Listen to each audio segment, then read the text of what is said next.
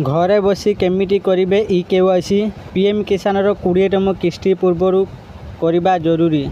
जो मैंने भी पीएम किसान ई केवाईसी करूना तो से एथरक पीएम किसान 20तम किस्ती अकाउंट को आसवा ना। तेणु पीएम किसान ई केवाईसी आपण मानू निहाती करवा जरूरी। आज आम जाना आपण मैंने घरे बसी केमिटी पीएम किसान ई केवाईसी करें। चलते भिडियो को आरंभ करवा। भिडियो को आरंभ करने पूर्व समस्त को अनुरोध आम चैनल को सब्सक्राइब करूँ। चलतु डेरी नक भिडियो को आरंभ करवा। 20तम किस्तिर लाभ पाइबा पूर्व चाषी मैंने ई केवाईसी करवा जरूरी। घरे बसी चाषी मैंने किपर ई केवाईसी करें ताहा जानतु।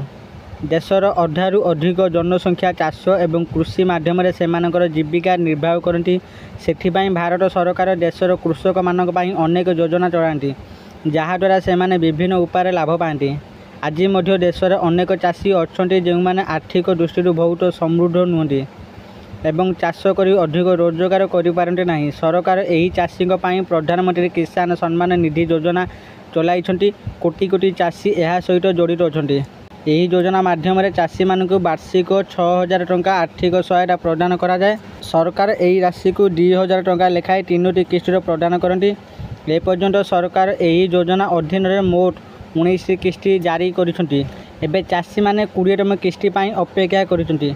किंतु 20तम किस्तीर लाभ पाइबा पूर्व चाषी माने ई केवाईसी करबा आवश्यक। सरकार समस्त चाषी को ए संपर्क में निर्देशावली जारी कर सारी।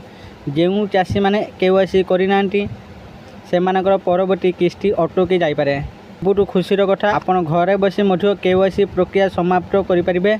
एथिपाई प्रथमे आपन को पीएम किसान ऑफिशियल वेबसाइट को जीवाक पड़ो। यापर आपन को होम पेज रे देखा जाता ई केवाईसी विकल्प उपर क्लिक करने को पड़ो।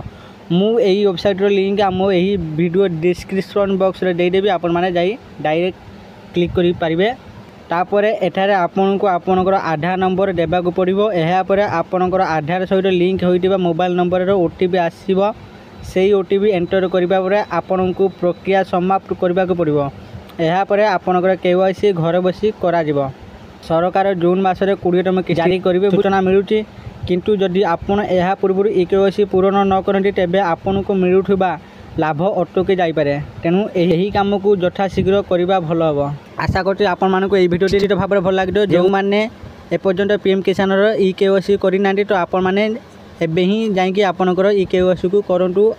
आउ पीएम किसान 20तम किस्तीर लाभ उठातु।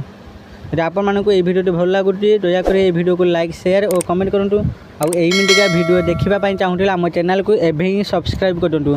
धन्यवाद।